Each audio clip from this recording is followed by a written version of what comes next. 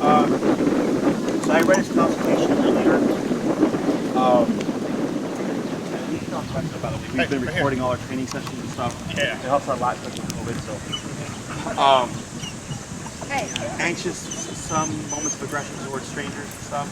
Yeah, I mean, especially when they come to the house and like he's getting, since we're actually interacting now, he's paying attention to you. Sure. But and then he like guards my wife, and we have an older dog too. So like he guards them if they're around. So like if Jamie was to come interact with me, he'd probably get really pissed. Like if you were next to her. Gotcha. Like if I came into her space. Yeah. Gotcha. And then at the house, he's just kind of like almost immediately reacting to people. We're working with another trainer and doing a lot of stuff. We had him almost to like being a normal dog. We had him stay at our house. He played with him, all this stuff right before COVID, because we got him in February and then we started working with him. And of course, 3.5 months of no people. Yeah. He doesn't like people. Sure. But he listens really well. Outside of being aggressive toward people and strangers when they come to the house, he's like a really great dog. I mean, loves us, cuddles, listens really well. I can walk him really easily. He doesn't lunge at people just walking by him. Okay. So it's mainly in the home stuff. In the home and, in our space. Like, so if I came over and knocked, right, on your door. They both of them pretty hard. Sure. And then if I entered, what do you think Davey would do in response? Like if you were to do no training, like no food stuff, and I walked in, you would lunge? Yeah. Oh yeah. Okay. Lunge with intent or just lunge and kind of like, hey, back away? I think intent. Have you ever seen this happen? Yeah. Has he made contact? Yes. Okay. How bad was it? Not bad. Not bad? Nips. But, yeah, I mean, we don't know now. that was like before COVID, so we don't know. Sure. Like we had somebody come over and he like immediately lunged, and I just immediately, we have we put a muzzle on him and then he muzzle punched her, and then so we're just like, okay. So now like we don't let him off leash near people, like when they come over. We'll either have him on a leash so he can come around, or we just put him in the crate. Okay. Because it's like when he lunged, it was one of those ones where I knew if he went, he was gonna get her. Okay. Didn't want to take the chance. The times that he's nipped, okay, would you say he had the capacity to actually do a full-on bite and just nip, or was it kind of like the first move and he just ended up nipping? Does that make sense? I would say, I would say he had the opportunity to like really bite and stuff, but it was more like some of the times he just was too close and he. Good boy. One time he nipped because he was in Jamie's space and had was trying to help show her how to do some sort of Sure. Yeah, I've been there. Yeah. And then a couple other times it was like people were trying to throw in food. We were doing the positive food things, tossing the treat dispenser, as the other guy called it. And I think somebody just had reached out too close and they went for her hand. And, he usually gives he used to do warnings. He used to really be able to visually. He would growl and stuff, and you knew it was gonna, it was kind of Hey. Come here. So what I'm gonna have you do here is go ahead and bring him forward. But the thing is, I can get his attention really quick if he come towards you. Right. So what you're gonna do here is, because you really didn't do much but redirect.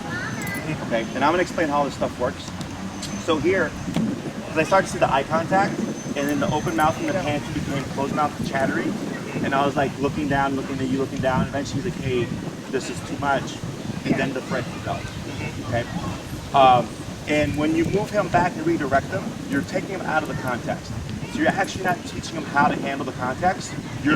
So think of the dog is when they see a butterfly, they're sniffing and then butterfly, it's a butterfly. Right? It's just sniffing flower to butterfly. That's a dog's brain. Does that make sense? Yeah. So when you moved him away, he forgot about me and went to something else, but it doesn't teach him to handle me. Stress. Does that make sense? We want to keep the dog in the context and teach him how to handle the stressor. So, so that's all good information, and I'll expand more about that as we go along. I see you're doing positive, right? And you're doing it paired with the harness? Or is that your dog trainer's thing? Is that your thing? I mean, he suggested Hey, it stop because it. just teaching him on leash and stuff. And He sees that dog. Yeah, for sure. So, Hey. anything else I should know about Davey? I mean, I think that's about it, really.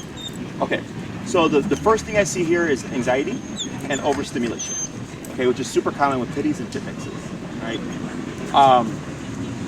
His brain is in a constant go state, right? And the food stuff is actually enforcing or reinforcing that go state when actually he needs passive state. Okay. I understand food. What you're trying to do is counter condition the underlying emotional response so he feels good about something, right? But like, let's say you don't like spiders, right? Is anything gonna make you like spiders? Yeah, probably. Right. Okay. So think of it that way, right? Yeah. It's possible with minor things, but a lot of times it's not effective.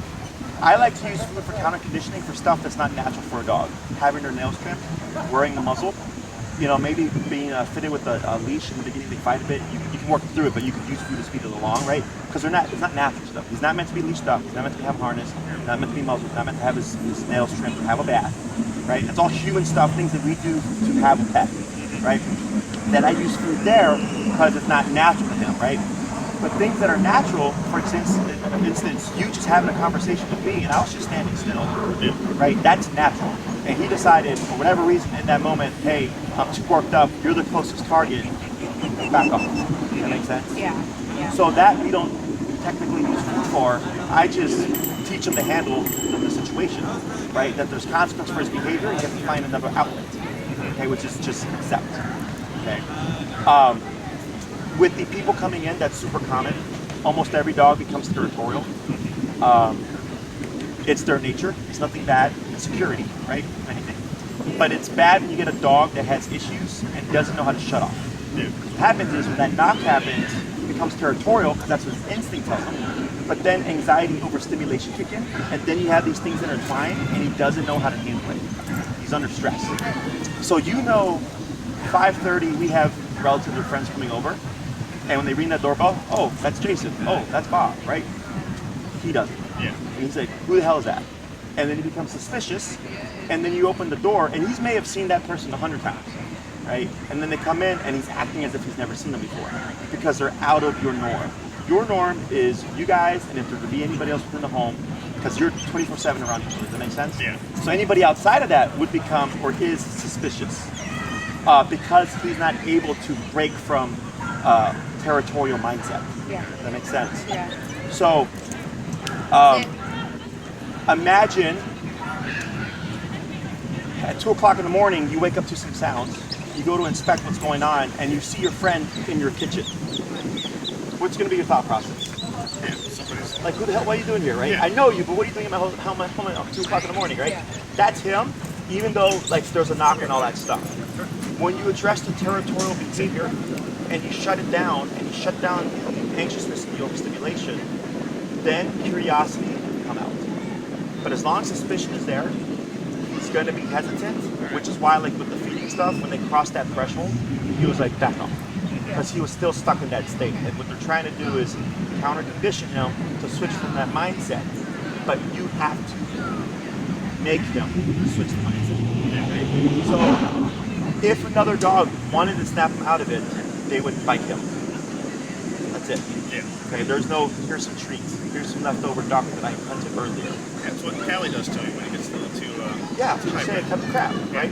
So, but obviously dogs don't really see things like we do in that sense, so they wouldn't correct them for that. But in our world, we can't have them acting that way with friends or family coming over, right? But that's not the way he sees the world, or that's not the way they see the world. We got off these dogs. So, when it comes to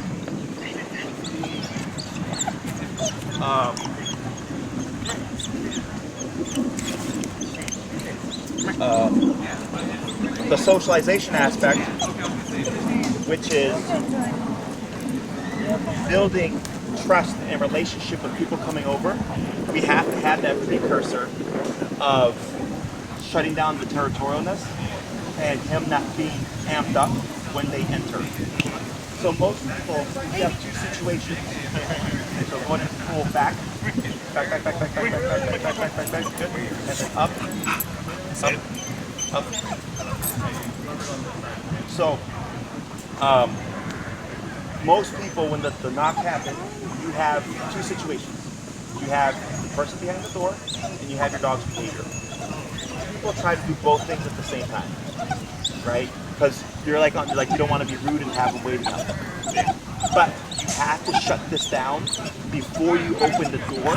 Otherwise, you're reinforcing that behavior because he's thinking, I go crazy, that door opens up. Does that make sense? Okay. Go ahead and up. Have you anchor yourself and then just pull back. Back. Now up. Up. Yeah, keep it like that. And you're going to start to feel them relax in a moment. Right? And once you start to feel some give, right there, start to ease a little bit. Right? Now relax. Okay? That's just a real subtle, I'll talk about this. The harness is the worst thing you want for this kind of dog. Okay? It exacerbates the problem. Okay. I understand it's a front clip with TV pulling, but it still gives you the least amount of control, and it amplifies anxiety, nervousness, fearfulness, aggression. Okay. We use it to protection train dogs because it creates agitation. So I understand in terms of like putting pressure on the neck, why? But that's where formal obedience comes in because it doesn't matter. Like I can get up to an off-leash trained dog if the owner wants. Okay. So once we can shut down the territorial behavior, back, pull him back, right, back, and then up. And you're gonna hold that up until you start to feel him relax a bit. Up, there you go, and relax, good. Then we start worrying about building relationship between him and the person that came in. And there you could use me, okay? Yeah. But the first thing I always push for is coexistence. My guest can move around and stuff, walk past, he doesn't trigger, and she's like, okay, like, you don't bother me, I don't bother you. And you can add in positive. It doesn't hurt, but it doesn't always help. Okay, just so that you're aware of that part. In terms of what we see here, this is real typical stuff. This is a big part of your problem. Okay, once we remove this mindset, we shouldn't see the next step. Okay, so people tend to target the symptom, which is lunging, barking, growling, and I go, you want to go at the root of the symptom, right? Fear, anxiety, nervousness, in this case, anxious, anxiety, overstimulation. Okay, we need him to be calmer. When he's calmer, go ahead and turn around. There he is. Good. Now up.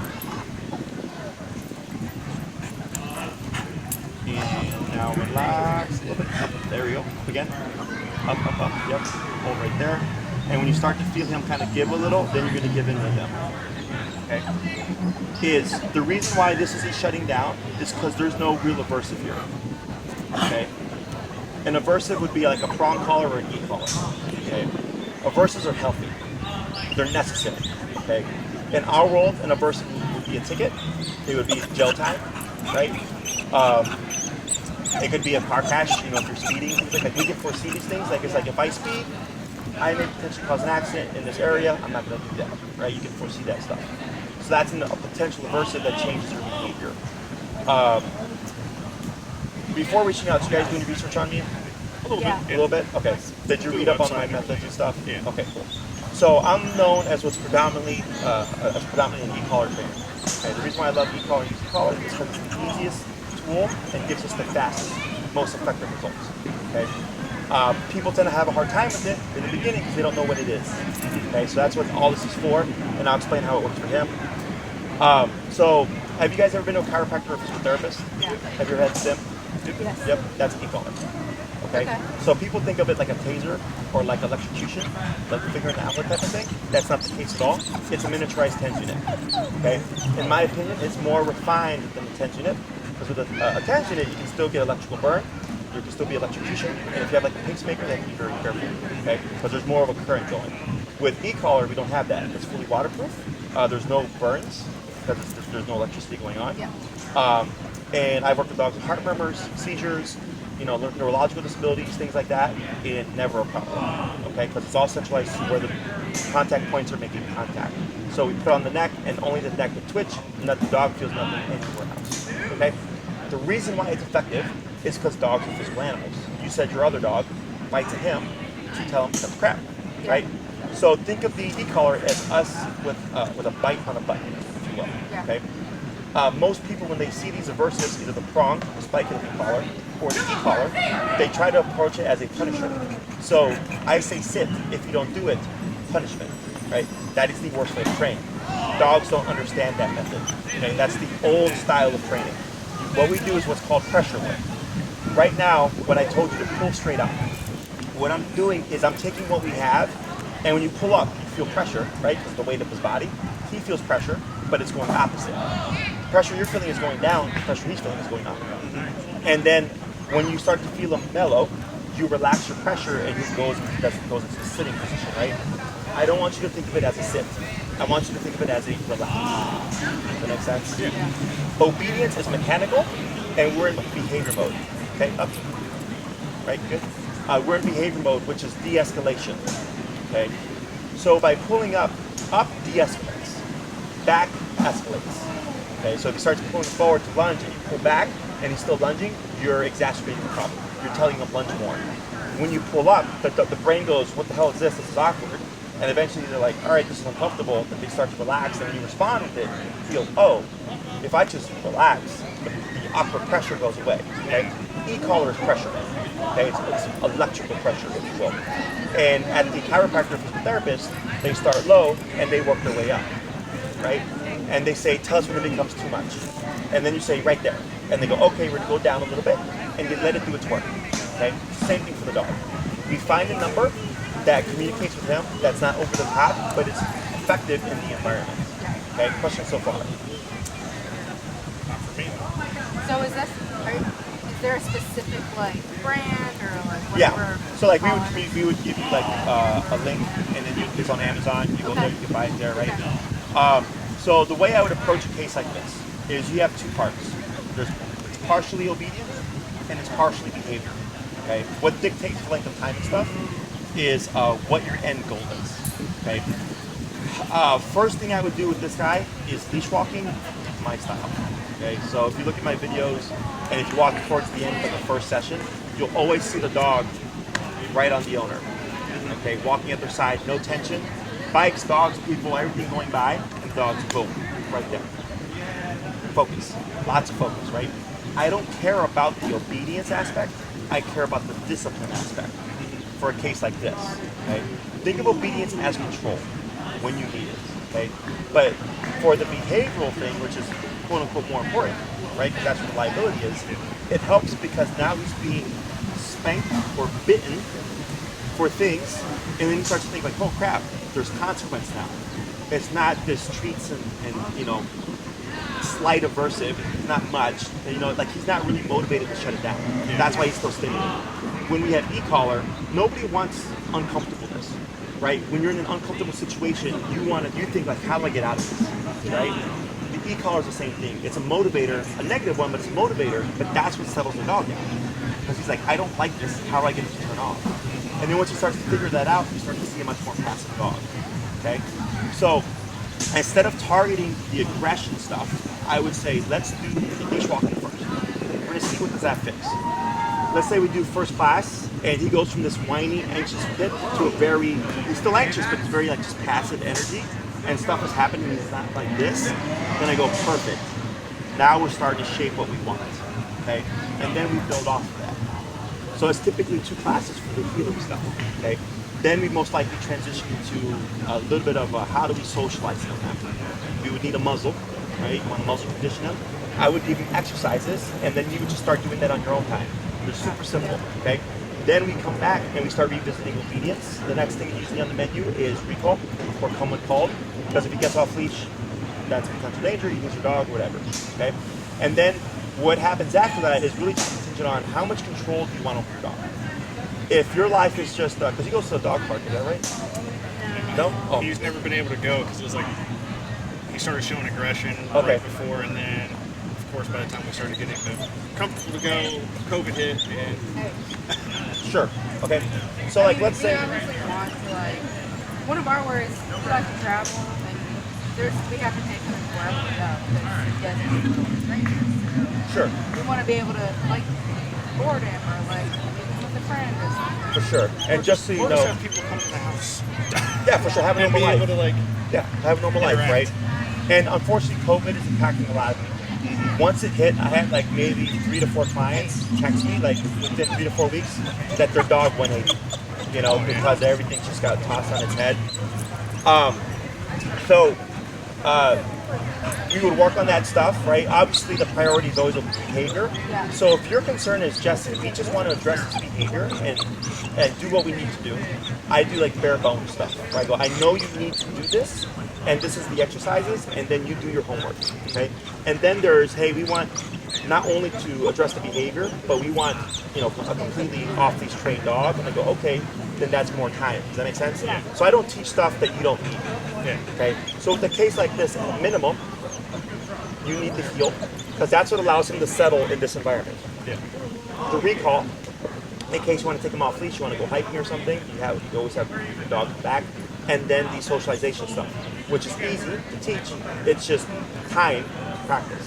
Okay, if you want, like, I want to be able to take my dog to a restaurant patio, then we need duration, like lay down, don't move for the next 2 to 3 hours. I don't want this getting up, laying down type of stuff. Okay, it's down, don't move. Then that's more time. So I have 3 types of programs. It's 6, 9, and 12 weeks. 6 would be the bare minimum. 2 for heel, 2 for recall, and then 2 for socialization stuff. Okay, and then you get 2 Zoom sessions on top of that, just as FYI. So you technically get 8 hours of work. Okay, the 9-week program is that stuff plus you want to go to a restaurant patio or whatever. Okay.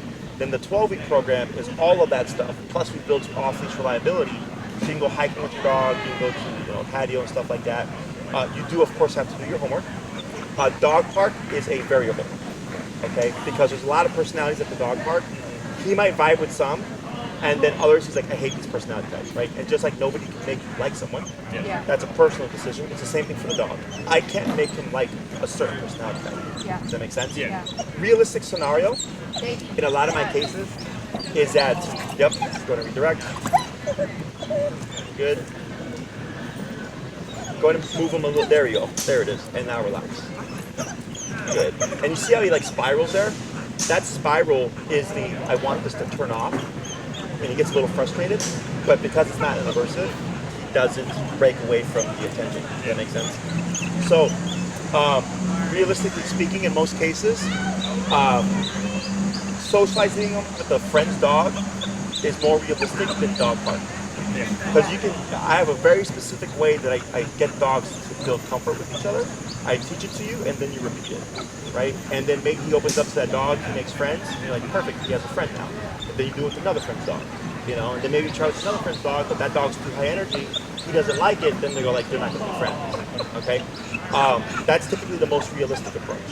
I'm not saying you can't approach the dog park, but you do want to remember you're putting yourself more at in terms of liability risk in case something goes south, right? Questions so far about that stuff?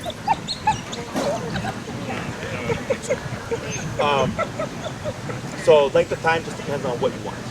Okay. In terms of the collar he'd need, he'd probably be on the Doctor 2300. He would send you this information. It's meant for 70-pound dogs and under.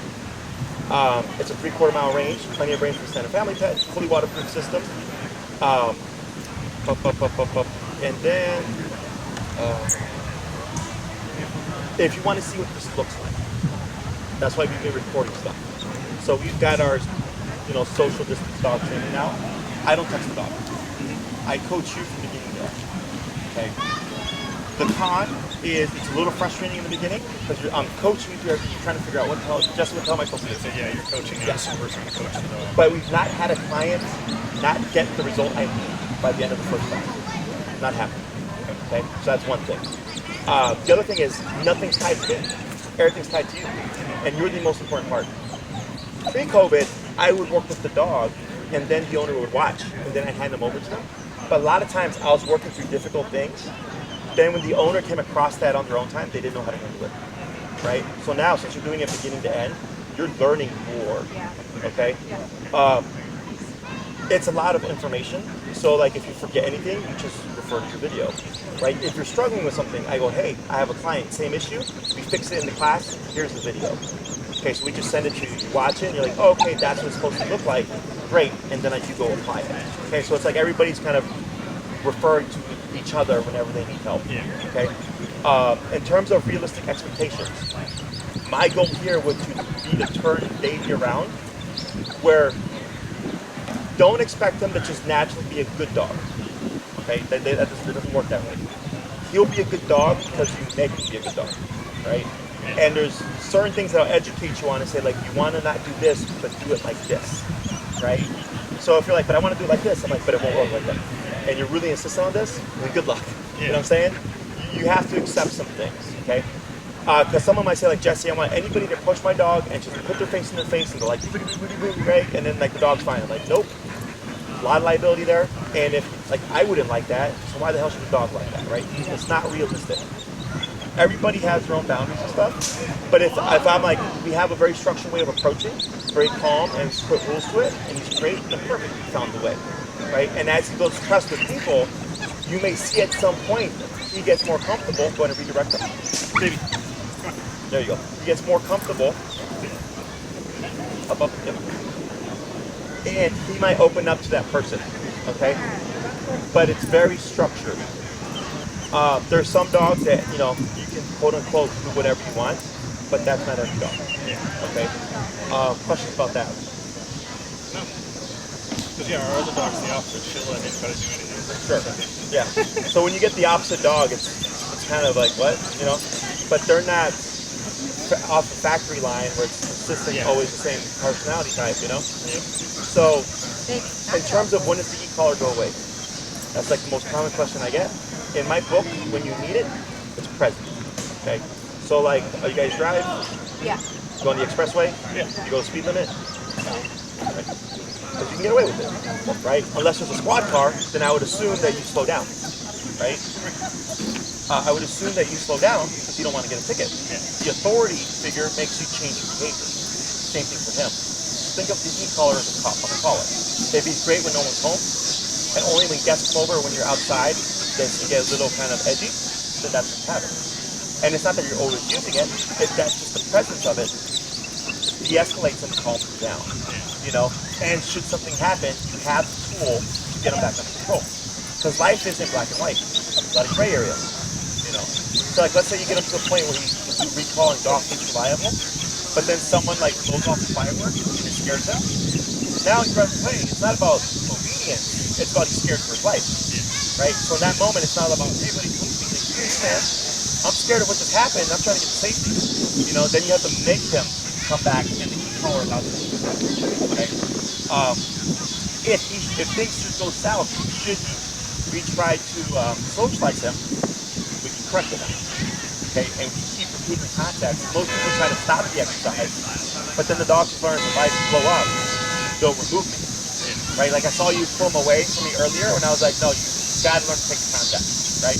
Now we're not set up correctly, in my opinion, but I look at what you have and I go, I know I can get at least this for an hour. Does that make sense? And the e-collar gives you way more control and communication, and we don't need food. I get rid of the harness right away, slack collar, e-collar, and then we start with the leash walking to see what does it fix in terms of this stuff, and build off of that. Okay. I've had other overstimulated pitties that were dubbed human aggressive. We did just a few things, nothing even related to the aggression, and the aggression went away. Because it wasn't about aggression, it was about a dog that was too wound up and stressed. So every time something happened, it just acted out. As soon as we moved all that stress and the dog was more relaxed, it wasn't on edge. Okay? Doesn't always happen that way, but those are the variables. I'm thinking like, let's see if the discipline will fix these issues without us even having to press it. And if we need to, then we do so. Okay? Anything else? I guess my question, so whenever you use the e-collar, he does something you don't want him to do, and then that's when you use it? Yes and no. So it has two applications. We can use the e-collar to teach to do something, like sit down, stay, come, heel, or we can use it to stop something. Don't jump, don't bark, don't bite. Okay? Aversives are meant to stop behaviors. So when we use it to teach behaviors, we have to guide the dog through everything. Because you can't just promote him and then expect him to know, like, okay, my butt down. Yeah. You know, you have to guide them through these things. Yeah. But they do associate after practice, like, oh, cat means to come to the owner's left side, or it means to come back to them from 30 feet. And I train in the beginning with no words. Okay, it's complete silence, it's all the e-collar. To give us more opportunities to use it. Because people tend to use a lot of words. Sit, stay, down, no, come, you know, a lot of repetition or repeats. And it disempowers the word. Once I condition the behavior and I get it as close to 100% as possible, then I layer in the word. Okay, so I'm backwards. Okay. Because I used to do heel, the word heel in the first class, and in second class, the owner would be repeating heel 100 times, and the dog would be pulling all over.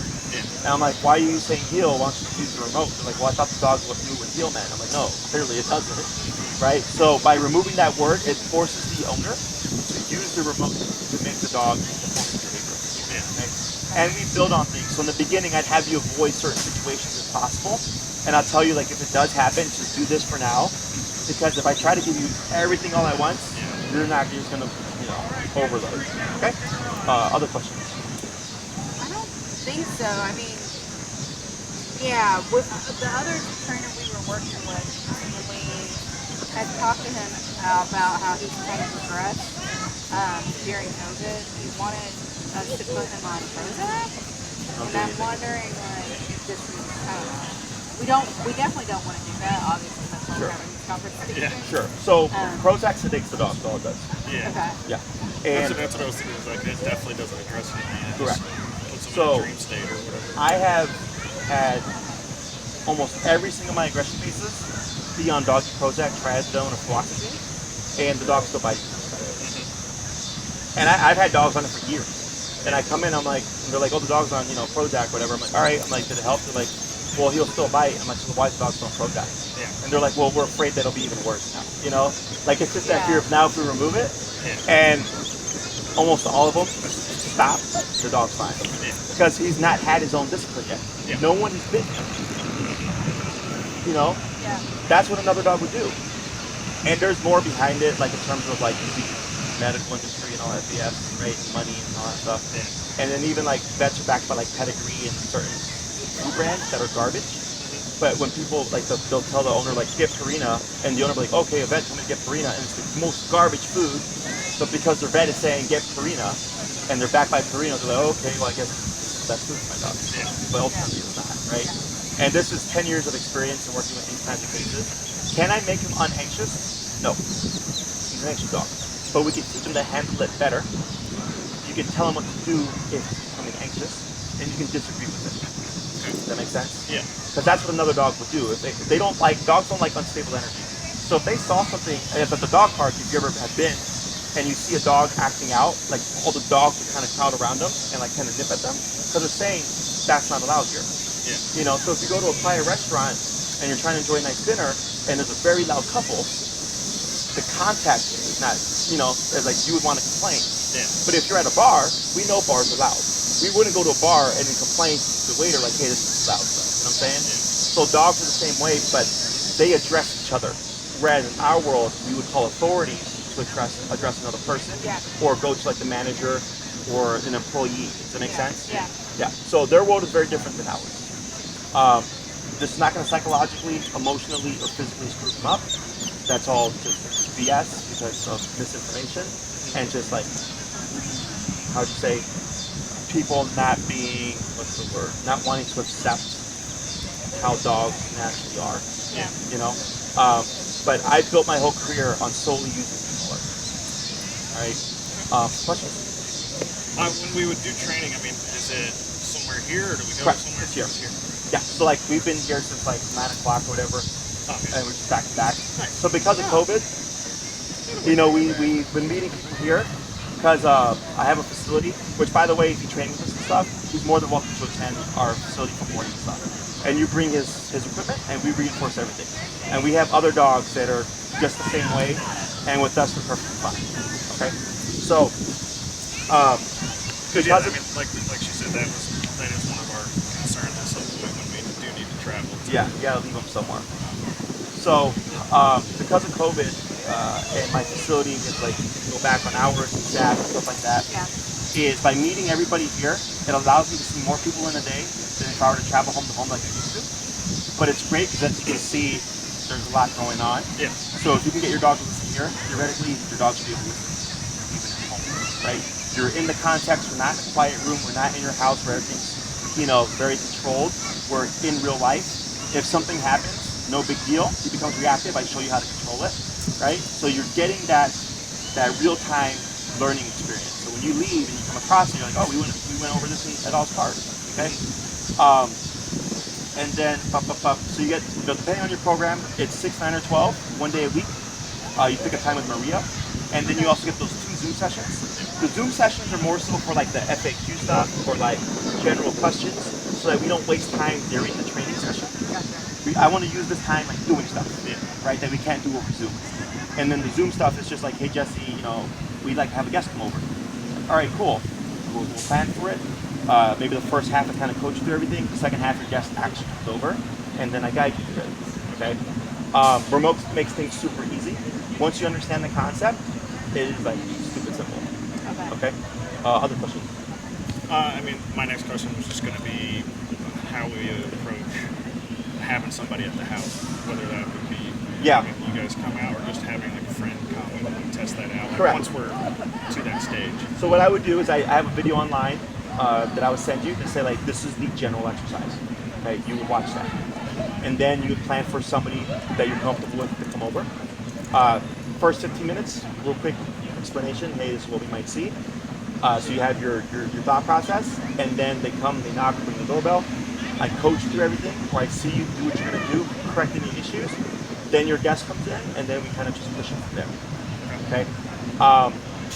Yeah, we've suspended all in-home stuff. Yeah, I mean, I assume. I just want to be like, because I know that's obviously a big I know it sucks, right? And you guys aren't the only ones in this boat. Like we got plenty of others. Oh yeah. But the positive is, once you've done remote, like let's say for whatever reason we can't do that, you're gonna make progress. Okay. It's just we won't be able to tackle that until later, but technically you really can't have any other people over anyways. You know what I'm saying? So then it's like, hey, once it clears up and we're going back to the in-home stuff, you know, we can put you on the list as like waiting for when we pick that up, and we'll contact you once that happens, and you set up the session, or you know, you wait down the line when things open up and then you have a relative come over or whatever, and then you do it then. Okay. So there's a lot of ways of working around it. But e-collar again would make things much more simpler. Cool. Okay. Other questions? I don't. I'm actually surprised how well he's doing right now. Well, this is what I put in like our thing is as long as we're socially distanced, he's usually Yeah, but we're still pretty fine close. people. I feel like he would be. We can also sit here and talk for a while. Yeah, but it shouldn't take 40 minutes Yeah. for him to settle, right? So once you start e-collar, it's going to be, ideally should be instantaneous. Yeah. Okay. There are exceptions, right? Like I'm not going to fix every dog that comes through. That's just not realistic. But I have a super high success rate, especially if the owner does the homework. I can only take you as far as you're willing to go. So my collar goes to 127 and it goes in increments of 1. So for whatever reason he needs 90 for something, and I tell you 90, and I come back the next week and I'm like, how'd it go? You're like, Jesse, it was terrible. I'm like, well, how high did you go? They're like 60. I'm like, well, 60's not 90, right? You're not going to get further. Okay? I'm not saying that you'll have to, but you have to be ready to go as far as needed to make the most progress. Okay. We also have hack walks in Lakeview here that we started. It's free. I've done it to help my clients that have like dogs that are dog reactive or even human reactive, and it's open to everybody. So sometimes even people I don't know show up, and we kind of help them a little bit as best we can. So if you want to get exposure and stuff to dogs, just like different energies and everything, bikers and all that stuff, you're more than welcome to join in on that as well. And we continue that as long as the weather's permitting. So you can do it during training, before training, after training. It's another resource for you. Yeah. Okay. Other questions? I think I've tapped out. I would suggest, so Maria will get in touch with you. You have your breakdown. So 6 week is the minimum. 12 week is the full shebang, right? The only variable will be his behavior. So if we're struggling with one particular behavior, I would focus on that until we resolve it, and then I would go back to obedience, right? If everything is going perfectly, then I go, great, we just keep progressing. The 9 weeks nice in the middle. And then if you want to learn more about our teaching methods, just go to our YouTube channel. Okay? The best ones to watch is typically the first lesson. We have a dog right now, his name is Astro. We're You're going to see them later today. We had the first class last week. Very similar personality. So if you see them during the consultation, you're going to see the same dog. And then you're going to see them on the first lesson, and you're going to see the shift. Okay. Another dog is Finn, who's a German Shepherd mix, and he was highly reactive the first day, like worse than this guy. And it's a rough first class, but then the second class, 180. Okay, so you get to see like, oh wow, like this is what it's supposed to look like. Yeah. Okay, and then we welcome everybody to watch as many as they want. Like that's what they're there for. Yeah. And if you have any questions, you just let us know. Okay. Okay. Cool. Anything else? I don't think so. No. Awesome. So if you have any questions, you let us know. Maria will get in contact with you. And then she'll break down the prices, the form, Cool. scheduling stuff, and then she'll take it from there. Okay? And then, of course, your consultation, part of that fee gets credited towards your program. Right? Yeah. Awesome. I guess the only question I would have, like, since you're doing all this stuff outside, Yeah. like, if it rains or whatever, like, how do you guys handle this? So we train rain, sleet, or snow, as long as the owner's wanting. Okay. If it rains, I do have my facility space, and it's a 13,000 square foot facility, so there's plenty of space. We just wouldn't get the distractions. Gotcha. So to try to prevent, how'd you say, rescheduling stuff, we would encourage going there, and you would come into our garage. You don't even open any doors, and it opens right into like a 6,000 square foot open space. Okay. You'd be masked, I'd be masked. We do our lesson, and then you would go. Okay. So we don't fall back or behind. If we absolutely have to cancel, okay, we can push back a week or so. But then if we get too fogged up, which is kind of happening now, we'll just tell people like we're gonna have to move your time because we have to sign these other people up. So we keep your time for the time that you have it. So if you did 6 weeks, seven weeks would be your time. Like no one can take it from you, right? But if you cancel 3 times, by that 7th week, you only have a couple lessons left, but you've used up all your cancellations and we have to book more people that we would say, hey, we have to move you so that we can keep my calendar for us to move you. Yeah. Okay? Otherwise, we're out here in the rain, in the wind. I've been out in the polar vortex. You know, I don't want to, but you know, if I got to, I'm out there. Yeah. Okay. All right. Awesome. It was a pleasure meeting you guys. Yeah. Pleasure meeting you. And again, you Thank you. let us know. Any questions, let us know. Okay. Awesome. Thank you.